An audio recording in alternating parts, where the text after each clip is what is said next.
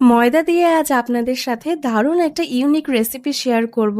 এটি বানানোর পর এত সুন্দর লাগে দেখতে যে ভাঙার জন্য একদমই ইচ্ছা করে না।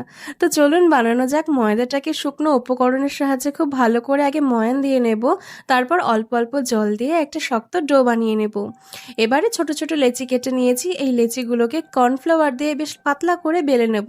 এবার ওই একটা জুগাড়ু বুদ্ধি, হাতের কাছে থাকা পাটকাঠি নিয়ে এভাবে রোল করব। রোল করা হয়ে গেলে এইভাবে একটু প্রেস করলেই গায়ে ভাঁজ ভাঁজ দাগ পড়ে যাবে, যেটা দেখতে দারুণ হয়। এইভাবে গোল শেপ দিয়ে নেব। এদিকে চিনির শিরাটাকে বেশ ভালো করে জাল করে নিয়েছি। এখন যেগুলো রেডি করেছি সেগুলো তেল ঠান্ডা অবস্থাতেই দিয়ে দেব। এবারে একটু সময় নিয়ে মিডিয়াম টু লো হিটে গোল্ডেন ফ্রাই করে ভেজে নেব। একদম বেশি টেম্পারেচার বাড়ানো যাবে না, তাহলে ভেতরে কাঁচা থেকে যাবে।